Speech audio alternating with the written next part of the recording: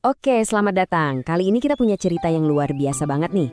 Kisah tentang seorang pria yang takdirnya bisa dibilang dibentuk oleh janji ayahnya di tengah keputusasaan. Inilah dia, kisah Santo Odo dari Cluny. Coba deh, renungkan pertanyaan ini. Pertanyaan ini adalah inti dari seluruh cerita kita hari ini. Perjalanan hidup Odo itu nunjukin sesuatu yang, wow, gimana sesuatu yang kita anggap sebagai rintangan atau kelemahan, ternyata malah jadi kompas sejati dalam hidup kita. Oke, kita mulai ceritanya ya. Lokasinya di Le Mans, Prancis. Ada seorang bangsawan soleh namanya Obo. Dia pengen banget punya anak laki-laki. Tapi istrinya, Arenberga, dianggap udah terlalu tua buat hamil lagi. Tapi Obo ini nggak nyerah gitu aja. Dia terus berdoa bener-bener dengan iman yang kuat. Dan doanya terkabul, lahirlah Odo. Cuman senangnya nggak lama. Ternyata Odo kecil ini fisiknya lemah banget, gampang sakit. Harapan keluarga buat punya penerus kayaknya, ya ampun bakal pupus lagi. Karena udah ngerasa buntu, nggak ada pilihan lain, Obo ngelakuin sesuatu yang luar biasa. Dia bawa anaknya yang ringkih itu ke Basilika Santo Martinus di Tours. Nah, Santo Martinus ini adalah santo yang sangat dihormati di Prancis. Dan di sanalah, persis di depan makam sang santo, Obo membuat sebuah janji. Nah, ini momen yang penting banget. Coba dengerin doanya. Dengan kata-kata ini, dia bener-bener pasrah. Dia serahin masa depan anaknya 100% ke dalam perlindungan ilahi. Ini titik balik pertama dalam hidup Odo. Dan ya ampun, kayak keajaiban beneran. Sejak saat itu, kesehatan Odo langsung membaik drastis. Dia tumbuh jadi anak yang sehat, kuat, dan semua masalah kesehatannya hilang gitu aja. Kelihatannya janji itu dijawab. Oke, kita fast forward sedikit ke masa remajanya Odo. Walaupun dulu ada janji itu, ayahnya tetap punya rencana lain. Rencana yang jelas banget buat Odo. Jadi prajurit hebat, jadi bangsawan sejati.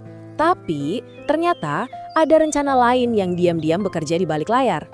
Nah, disinilah konfliknya. Di satu sisi ada rencana bapaknya, karir militer, berburu, hidup mewah ala bangsawan. Tapi di sisi lain, anehnya, badan Odo sendiri kayak nolak mentah-mentah jalan itu. Responnya, sakit-sakitan terus. Coba bayangin deh, 3 tahun loh, 3 tahun penuh. Harusnya kan dia lagi latihan jadi prajurit di istana Duke of Aquitaine. Dia malah cuma bisa terbaring karena sakit kepala yang parah banget. Badannya itu bener-bener nolak takdir yang disiapin ayahnya. Nah, pas Obo jenguk anaknya dan lihat penderitaannya, dia langsung klik. Dia ingat lagi hari itu di Tours. Dia sadar, sakit kepala misterius ini bukan penyakit biasa. Ini tanda, ini pengingat janji yang pernah dia ucapin di depan makam Santo Martinus. Dan inilah puncaknya. Begitu Odo akhirnya nyerah sama panggilan hatinya dan gabung ke biara Benediktin, sakit kepalanya langsung sembuh, hilang total, nggak pernah balik lagi. Ini kayak konfirmasi kan bahwa dia udah ada di jalan yang benar. Oke, sekarang kita lihat gimana keputusan ini mengubah segalanya. Karena Odo ini bukan cuma jadi biarawan biasa, dia ditakdirkan jadi salah satu tokoh paling berpengaruh di gereja pada zaman itu. Perkembangan karirnya cepet banget. Dari biarawan yang taat, dia lanjut belajar di Paris. Terus, langsung naik pangkat jadi pemimpin biara. Pertama di Baum, terus di Cluny yang super berpengaruh itu. Puncaknya, dia dipercaya langsung sama Paus buat mimpin reformasi besar-besaran di gereja. Dan pengaruhnya itu nggak cuma soal administrasi loh, dia juga penulis yang produktif banget. Dia nulis biografi orang kudus, buku-buku moral, bahkan bikin komposisi musik khusus buat Santo Martinus, pelindungnya. Kelihatan banget kan kedalaman intelektual dan spiritualnya.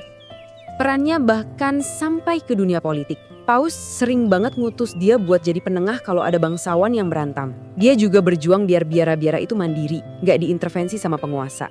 Wah, dia ini benar-benar seorang reformis sejati. Nah, sekarang kita sampai di babak akhir hidupnya. Ini bagian yang indah banget, karena seolah-olah seluruh perjalanan hidupnya itu kembali lagi ke titik awal, yaitu pengabdiannya pada Santo Martinus. Jadi, di tahun 942, pas lagi tugas dari Paus di Italia, Odo yang udah tua ini jatuh sakit parah. Dia ngerasa waktunya udah nggak lama lagi. Dan dia cuma punya satu keinginan. Dia nggak mau meninggal di negeri orang. Dalam kondisi yang lemah itu, dia berdoa lagi ke pelindungnya, Santo Martinus. Dan ceritanya, Santo Martinus muncul dalam sebuah penglihatan dan berjanji bakal kasih dia kekuatan untuk satu perjalanan terakhir, perjalanan pulang. Dan keajaiban terakhir itu benar-benar terjadi. Entah gimana dia dapat kekuatan buat pulang ke Prancis. Dan dia tiba di Tours pas banget di hari perayaan Santo Martinus, 11 November. 7 hari kemudian, setelah keinginan terbesarnya terkabul, dia pun meninggal dengan tenang. Jadi dari cerita yang luar biasa ini, apa sih yang bisa kita petik? Yuk kita coba tarik beberapa pelajaran penting yang kayaknya masih relevan banget buat kita sekarang. Pelajaran pertama itu dari iman ayahnya. Ini ngingetin kita, kadang kita harus lepasin genggaman kita dari rencana-rencana yang udah kita susun rapi. Coba terbuka sama kemungkinan lain, entah itu intuisi, takdir, atau iman. Hasilnya seringkali jauh lebih baik dari yang kita bayangin. Intinya, belajar buat lepasin kendali dan percaya sama prosesnya, walaupun jalannya kelihatan gak jelas. Yang kedua, ingat kan? Odo baru sehat dan nemu tujuan hidupnya pas dia berhenti ngelawan panggilannya. Ini pelajaran yang dalam banget loh. Kadang, penderitaan atau halangan dalam hidup kita itu sebenarnya adalah kompas. Kompas yang lagi nunjukin kita ke jalan yang seharusnya kita ambil. Dan yang terakhir, kisah Odo ini ngajarin kita kalau kebesaran itu nggak dibangun dari satu momen heroik doang, tapi dari kesetiaan kita sama hal-hal kecil setiap hari. Disiplin, belajar, melayani orang lain, mimpin dengan rendah hati. Kebesaran sejati itu ada di konsistensi. Nah, sebagai penutup, saya mau tinggalin satu pertanyaan buat kita semua. Sama kayak Odo yang badannya nolok jadi prajurit, mungkin ada sesuatu dalam hidup kamu sekarang.